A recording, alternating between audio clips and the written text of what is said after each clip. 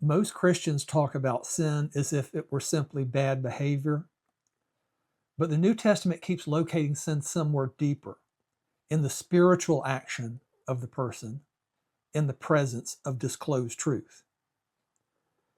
Now, listen carefully. In the Old Testament, sin is often prosecuted through physically demonstrable violations.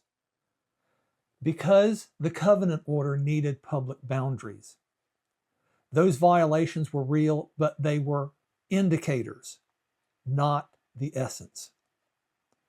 Then Messiah comes, but far from a mere religious symbol, as the objective fulfillment of God's promised word, the messianic testimony spoken beforehand and now made historical in Jesus. And that fulfillment converts the entire economy. Faith becomes accountable as confession toward a known witness, and sin becomes accountable as refusal, distortion, or denial of that witness. Read John 3:19 through 21, John 16:8 through 11, and 1 John 5:9 through 12. So if you want the New Testament's definition of sin, you don't start with optics.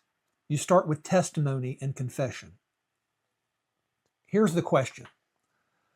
Why does the New Testament so often define sin in the context of refusing confession, rejecting testimony, resisting the light that has come, and refusing the truth about Messiah, as we see in John 3:19 through 20, John 8:24, John 16:9, and 1 John 5:10?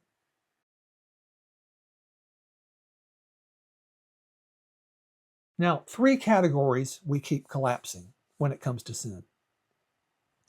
Let me separate those three categories. First, physical acts. Things you do outwardly, things you do with your body. Second, moral optics, the public appearance of righteousness. Third, spiritual action, what your inner man is actually doing toward God when confronted with what God has made known. Now, physical acts can be performed for many motives. Moral optics can be manufactured. But spiritual action is where the person truly lives. We have to remember this. So if you define sin primarily as external conduct, you build a religion that can be faked. And that's precisely why the New Testament insists on placing the human being before disclosed testimony, so the heart is exposed. Read Romans 1:18 and Hebrews 4:12.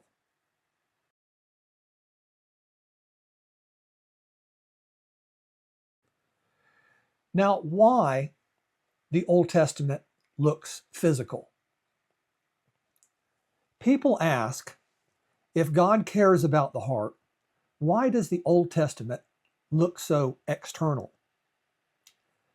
Because the Mosaic economy is a national covenant with public administration, witnesses, judges, penalties, and distinctions that are publicly legible. So sin is often handled through physically demonstrable violations. But that doesn't mean physical violation equals essential sin.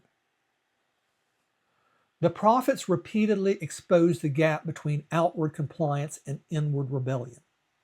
They insist people who keep sacrifices while their inner action toward God is corrupt. Read Isaiah 1:11 through 17, Jeremiah 7:8 through 11, and Amos 5:21 through 24.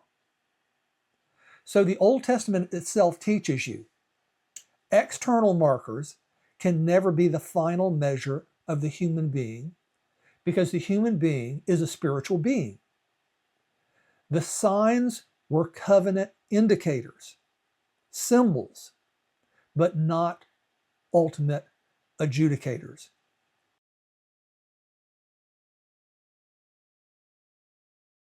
Now here's the hinge of the whole thing.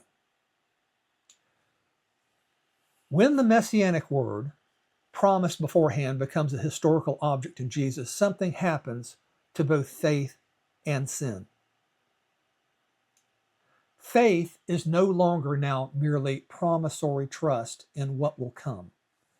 Faith becomes accountable response to a testimony that has been given, a witness that has been publicly set forth. Read Acts 2:32 through 36, Acts 10:39 through 43, and Romans 10:8 through 17. And at the same time, sin is no longer interpreted primarily through external covenant boundary markers. Sin is exposed as spiritual action toward revealed reality. That's why the New Testament's sin language keeps returning to refusal of belief, rejection of light, higher hatred of truth, suppression of witness, and false confession. And you can see this conversion even in how people misread the idea of deliverance. People love to quote Isaiah's language about Messiah, liberty to the captives, and the opening of the prison, Isaiah 61:1. But where is it ever indicated in the Gospels that Jesus went around emptying literal prison houses, dismantling civic incarceration, or delivering people from Roman jail cells as a signature feature of his mission? Do you not see a ministry of jailbreaking? Yes, you do. You see something deeper, though. Bondage in the mind, captivity to darkness, enslavement to sin, and blindness in the presence of light. Jesus says plainly, everyone who commits sin is a slave to sin, John 8:34. And then, if the Son of God sets you free, you will be free indeed, John 8:36. So the liberation is real, but it is not political theater, and it's not merely physical. It is spiritual deliverance in the presence of revealed truth, where the true prison is unbelief, false sight, and the refusal of testimony, John 3:19 through 21, John 9:39 through 41. So even deliverance expectation gets converted by fulfillment. The decisive captivity is internal, and the decisive freedom is a son's emancipation of the inner man through the truth he testifies and embodies, John 8:31 through 32.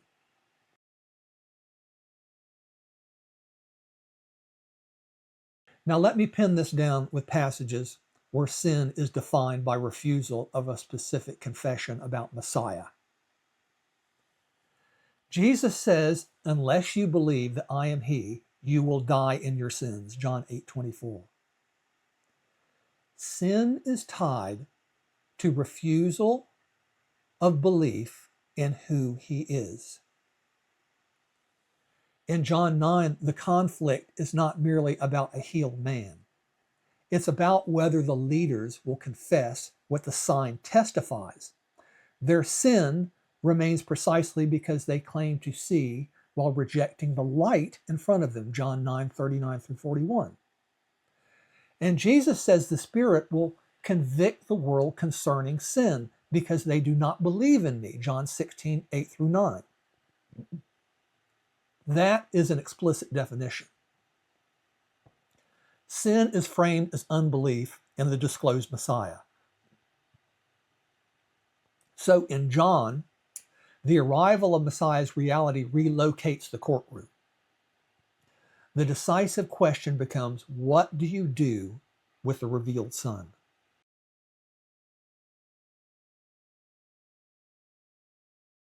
Now listen to John's epistle, where he speaks like a prosecutor. Listen, this is the testimony that God gave us eternal life, and this life is in his Son, 1 John 5:11. Then he who does not believe God has made him a liar because he has not believed in the testimony that God has borne concerning his Son, 1 John 5:10. Now listen, that is not sin as mere misbehavior. That is sin, is spiritual action against divine witness. And notice the structure. God is the witness. The Son is the content of the witness. The human being is judged by whether he receives that witness truthfully. This is why the New Testament keeps returning to confession. If you confess with your mouth Jesus is Lord, you will be saved. Romans 10, 9 through 10. Whoever confesses that Jesus is the Son of God, God abides in him. 1 John 4, 15. Every spirit that confesses Jesus Christ has come in the flesh is from God. 1 John 4, 2. So the confession is not a ritual. It is the exposure of spiritual action in the presence of known testimony.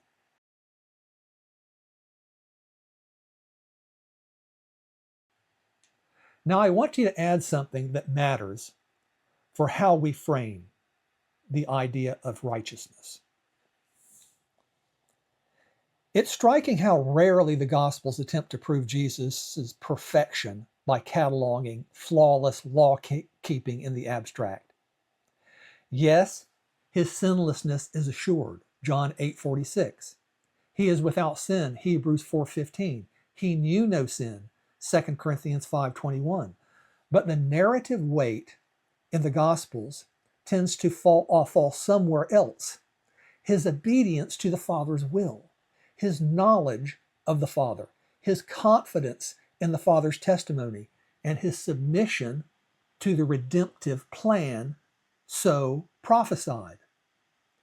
Jesus frames his life as doing the Father's will, John 4:34. He says he speaks as the Father taught him, John 8:28. He says he always does what pleases the Father, John 8:29. He completes the work of the Father that the Father gave him, John 17:4. So righteousness in the Gospels is not portrayed as a detached moral trophy. It is filial obedience to the Father's purpose, which purpose culminates in redemption. And this is the key, that redemption gives the world a sure arena in which real righteousness and real sin are exposed. Not by asking the world to perform the law flawlessly, not by expecting a physical theater of deliverance, like empty jails and public jailbreaks, but by confronting the world with a known and testified truth about Messiah so that the spiritual action becomes visible. Honest examination, righteous confession, or stubborn refusal.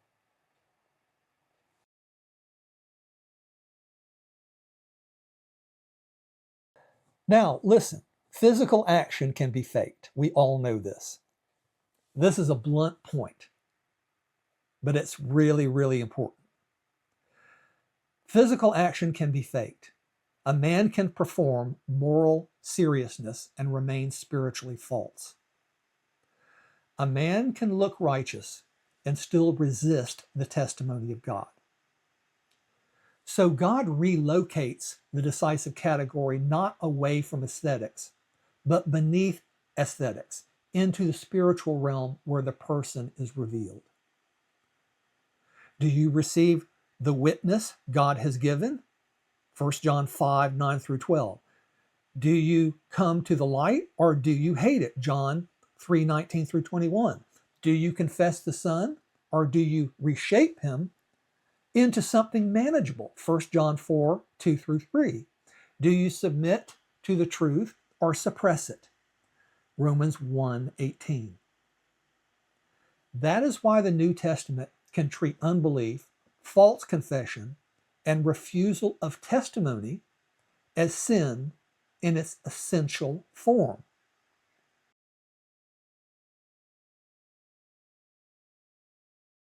Now,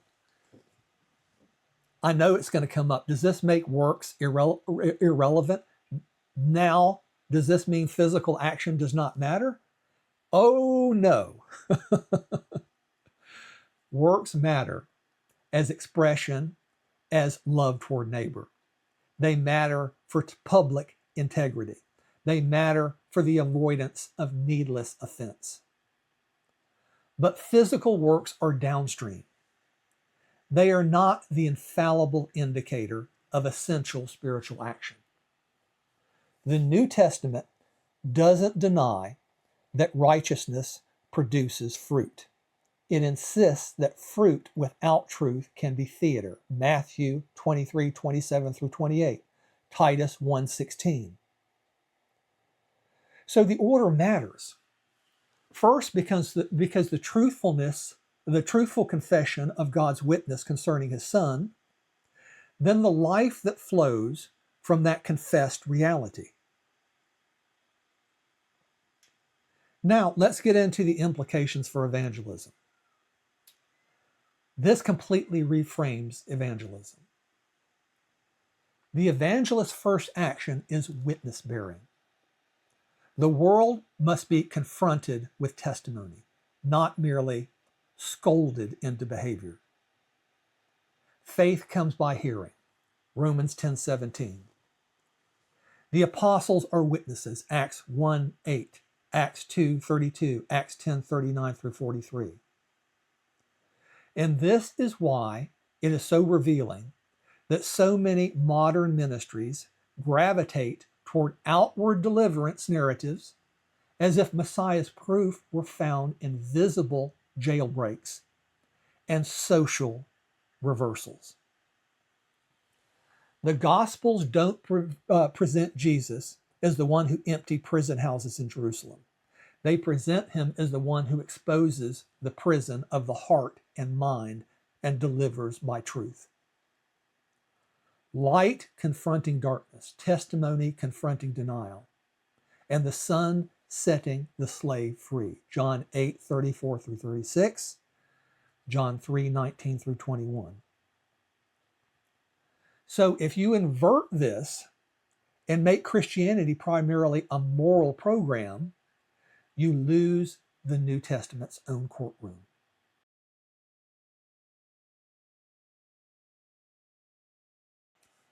Now, let's think about modern sermons. Listen to modern sermons. Please do. How often is sin defined in the New Testament's own terms? Refusal of confession, rejection of testimony, suppression of light. How often is sin reduced to habits, politics, social failures, or behavioral vices without any serious confrontation with what God has testified concerning his Son? That is, without a mention of messianic prophecy. Because when the messianic word fulfilled in Jesus is no longer the vital center, Christianity naturally collapses into optics and performance. It talks about sin constantly while refusing the very category that unveils sin: spiritual action toward revealed truth.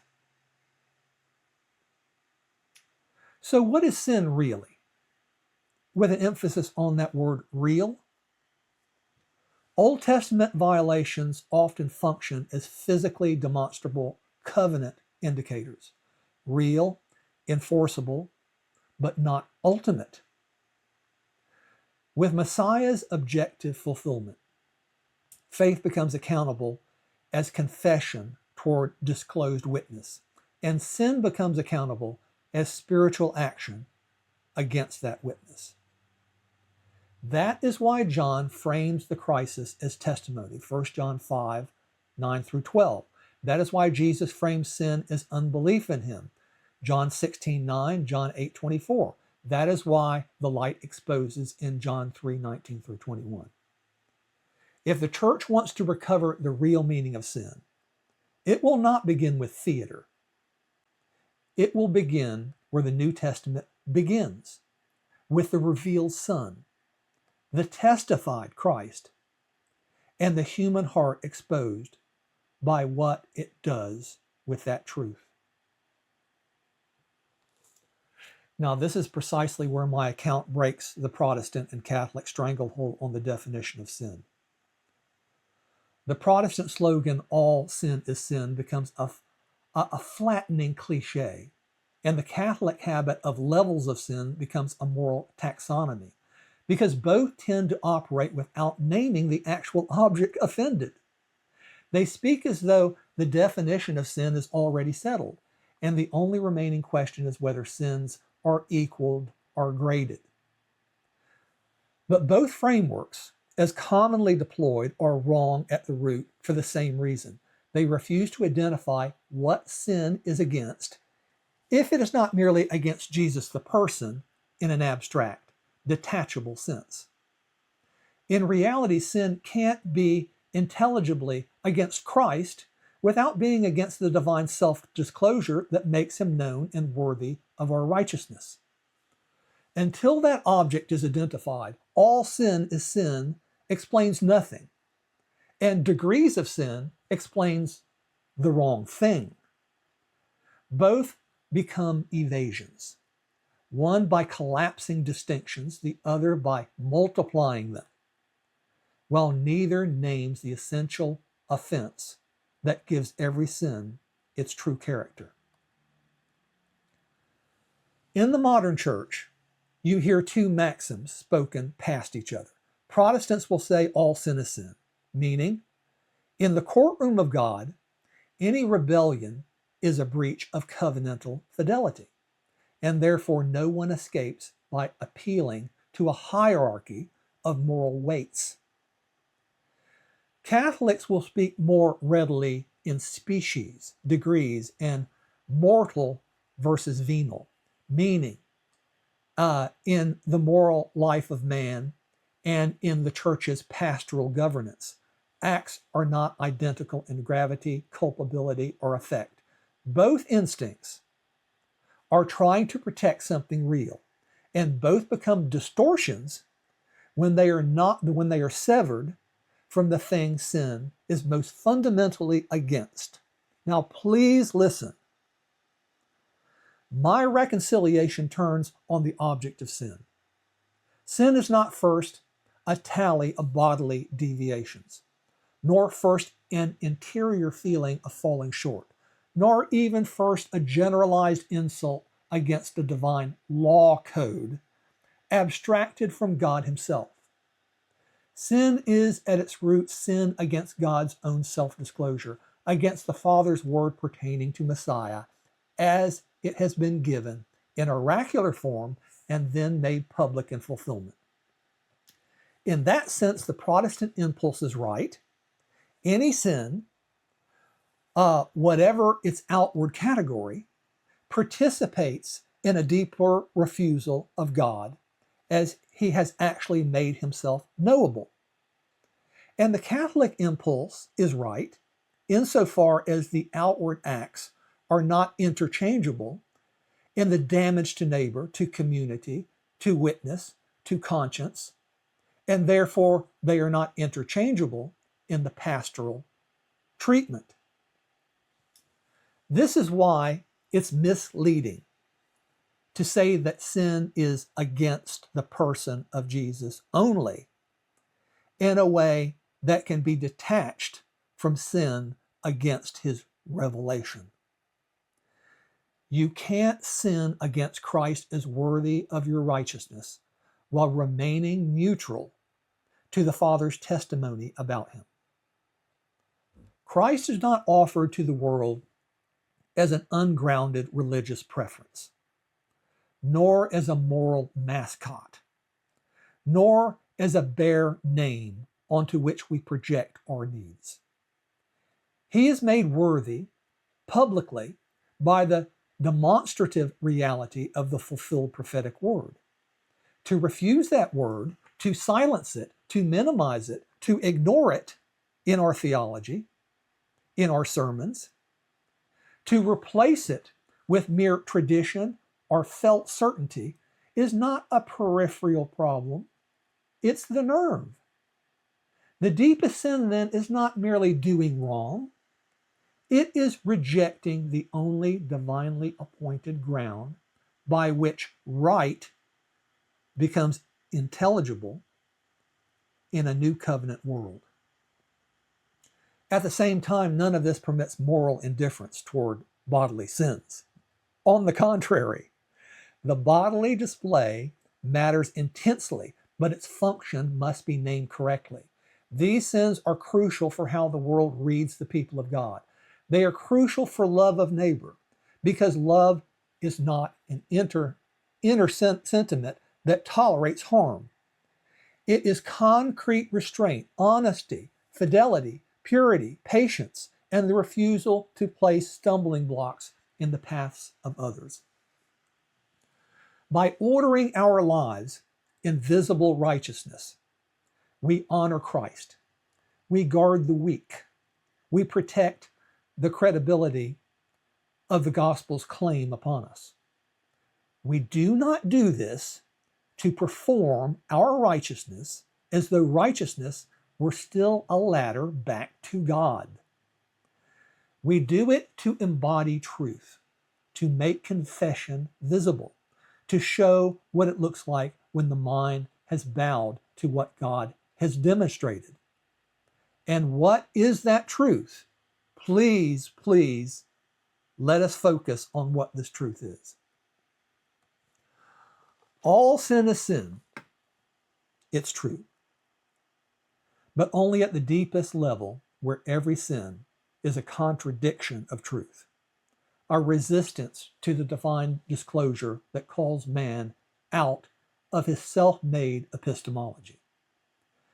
And sins are not all the same is also true, but at the level of their social weight, their corrupting power, their scandal, their damage to neighbor, and their required repair. The error on one side is flattening everything into equally bad, which quietly teaches people not to fear the real harms they do.